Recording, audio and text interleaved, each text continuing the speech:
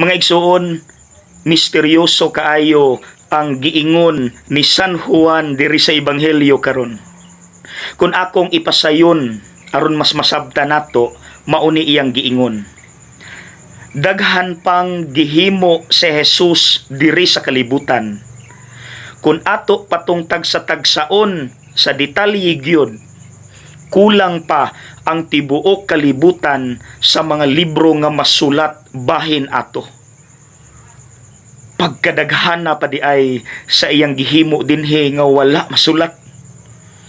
Kinsa katong mga tawhana nga iyang gipangayo, unsa pa kahi mga milagro nga iyang gibuhat.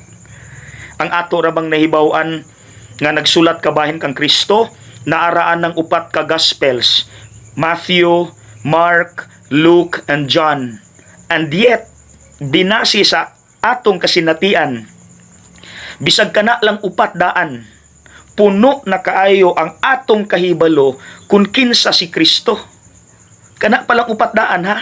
Kailan na taniya, unsa siya kabuutan, unsa siya ka mapasayloon, unsa siya ka maluluyon, kana palang 400. How much more kung mahibaw-an pa nato tong wala na sulat.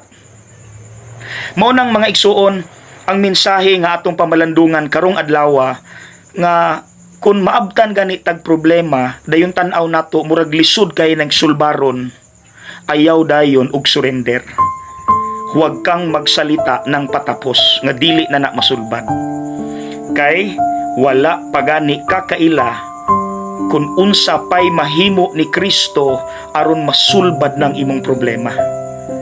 So paabot nga puno sa pagsalig og pagtuo og paglaom sa unsa pay mahimo ni Kristo anang imong problema.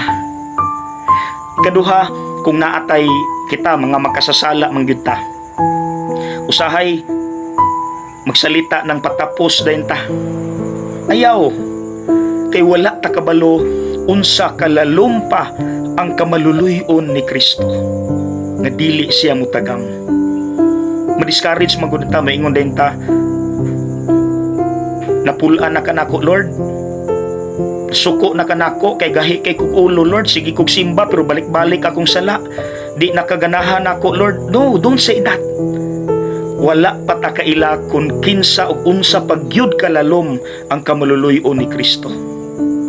So mga igsuon, huwag kang magsalita ng patapos.